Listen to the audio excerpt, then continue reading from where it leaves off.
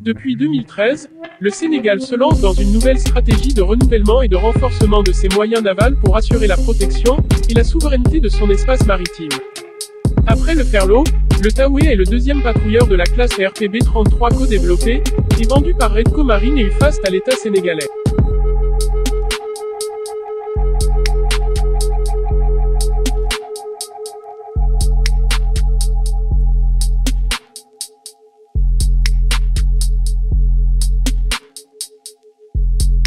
Ces dernières années, en effet, les missions ont évolué en matière de sauvegarde maritime. Les risques et activités illicites en mer sont en constante augmentation, terrorisme, trafic en tout genre, pêche illégale, immigration clandestine, et entre autres. Face à ces fléaux et faute de navires adaptés, les États sont souvent condamnés à l'impuissance, ou à l'emploi d'unités aux moyens inadaptés. De la police des pêches à la mise en œuvre d'équipes de contrôle et d'assaut, le patrouilleur moderne doit donc couvrir un large éventail de missions. Dans le même temps, les marines et administrations intéressées par ce type de navire sont de plus en plus confrontées à des budgets trop restreints pour acquérir des unités de combat performantes mais complexes à mettre en œuvre et coûteuses à entretenir. Le RPB 33 a donc été conçu comme un patrouilleur d'un nouveau genre offrant des capacités innovantes et particulièrement adaptées aux missions de sauvegarde maritime.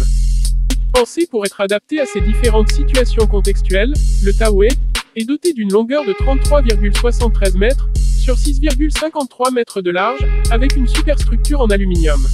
La coque et le pont, quant à eux, sont composés de matériaux composites, CVR, afin de réduire la masse du navire, au profit de l'augmentation de sa puissance à la propulsion. Grâce à ces deux puissants moteurs diesel de 1100 kW chacun, le bâtiment est garanti pour atteindre une vitesse en pointe, d'environ 32 nœuds, avec un équipage de 17 marins. C'est un bâtiment simple et robuste, capable de mener de longues patrouilles en mer. Il embarque l'ensemble des moyens de prévention et d'action destinés à satisfaire les tâches de surveillance et de police en mer, embarcation d'intervention rapide, moyens de communication performants, aide à la navigation et à l'identification moderne font partie de l'équipement standard. Doté d'une autonomie de 5 jours sans ravitaillement, d'environ 1500 nautiques pour un navire de cette taille, le RPB 33 apporte une solution économique à la surveillance et à la sécurisation des approches maritimes.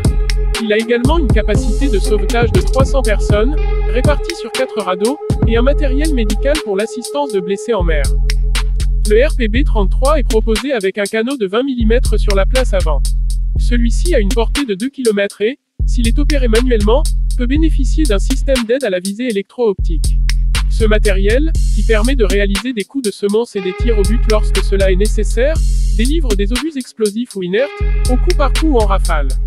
Deux armes de petit calibre 12,7 mm, à très haute cadence de tir sont également installées à bord, et un sur l'embarcation d'intervention pour assurer l'autodéfense rapprochée du patrouilleur ou la protection de l'équipe d'intervention. Ces armes sont toutes deux aussi dissuasives que destructrices. Parmi ces équipements également, on note des moyens d'action non létaux, un haut-parleur de grande puissance type LRAD, ou un illuminateur laser, couplé à une caméra vidéo stabilisée, des équipements qui ont déjà prouvé leur efficacité pour déstabiliser, perturber, et empêcher des actions illicites.